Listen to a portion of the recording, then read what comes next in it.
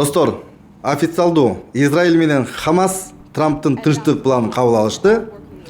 Барымтадагылар качан бошотулат жана андан кийин эмне болот? Бүгүн дүйнө коомчулугу үчүн маанилүү эң көптөн бери күткөн жаңылык жарыяланды. Түн ичинде Израиль менен Хамас АКШ президентинин Дональд Трамптын сунуштаган тынчтык планын ишке ашыруунун биринчи этабына макул болушту. Эми көпчүлүктүн суроосу. Келишим эмнени камтыйт? Качан барымтадагылар бошотулат жана андан кийин эмне күтүлөт? Ошондой эле Трамп өз билдирүүсүндө Туркиянын Катар менен Египеттин ортомчулук кылып бул тарыхый келишимдин түзүлүшүнө чоң салым кошкондугу үчүн аларга ыраазычылык билдирди. Президент Дональд Трамп өзүнүн баракчасында мындай деп жазды: Бардык барымтадагылар жакын арада бошотулат.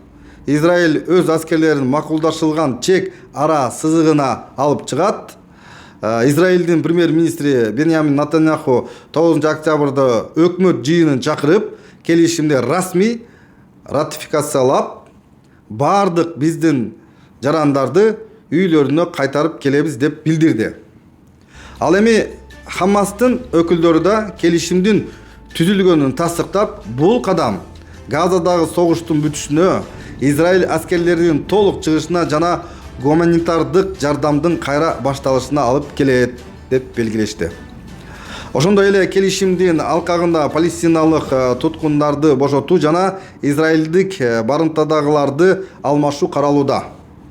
Палестин тараптан жогорку даражалуу булактар BBC'ге билдиришкендей, Израиль 400 жүк ташуучу унаа гуманитардык жардамды Газа секторуна киргизүүгө уруксат берет. Бул келишим жөн гана согуштун токтошу эмес, бул жакынкы чыгыштагы жаңы үмүттүн башталышы деп белгилешти. Бирок мунун артында чоң сыноолор да турат. Эки тарап тең эме тынчтыкты сактоо жана элдеринин ишенимин кайтаруу үчүн биргеликте аракет кылууга тийиш деп белгилешти. Урматтуу мекендештер, бир туугандар, мусулман бир туугандар, эч качан эч жакта дүйнөдө согуш болбосун, чымчыктын уясы да бузулбасын.